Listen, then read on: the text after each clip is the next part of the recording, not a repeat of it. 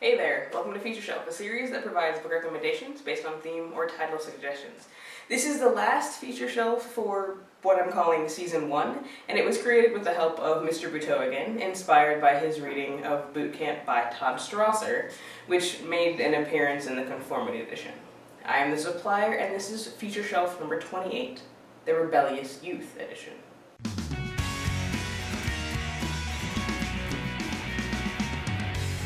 Rebellion against parents, against authority, against the status quo is like a rite of passage for teenagers. So on the shelf this week, I've got 5 books about teens who rebel in some way.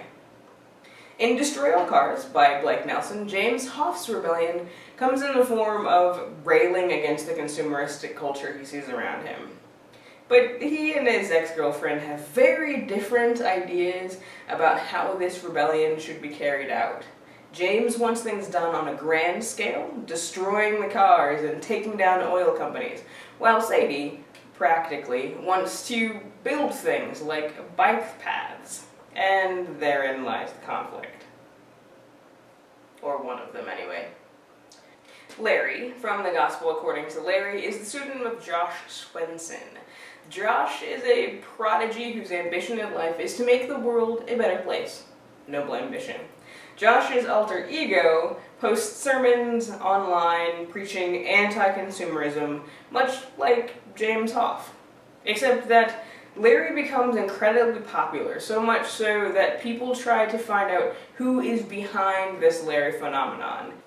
In Box Out by John Coy, main character Liam Bergstrom's rebellion comes in the form of standing up for what he believes is right.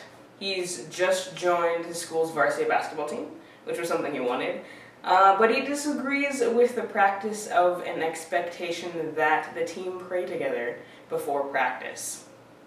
Other boys who disagree let it go so that they can remain part of the team, and Liam has to decide which is more important, basketball or standing up for what he believes in.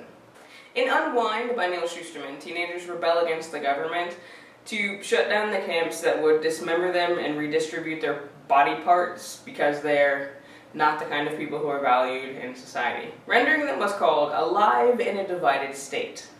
This is the first book in the Unwind histology, and I believe Unwind made its first appearance in the Medical Ethics edition.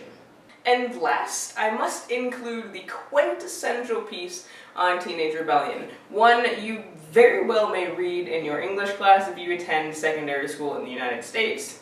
One that, if you look up Teenage Rebellion on Wikipedia, you'll find listed along with the movie The Breakfast Club. Now, I'm sure you know what it is since the cover is right next to me, which I'll admit made this build-up utterly ridiculous, but it's Catcher in the Rye by J.D. Salinger. Now, this was not intended as a young adult novel. It wasn't written in a time when young adult novel was a way of classifying books.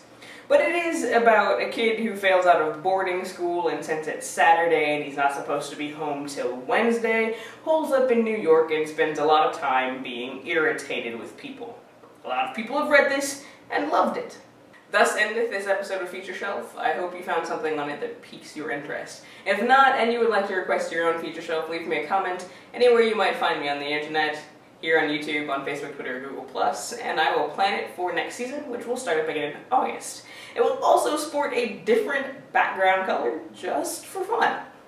Thanks for watching Feature Shelf number 28, the Rebellious Youth Edition. I am the supplier wishing you happy reading.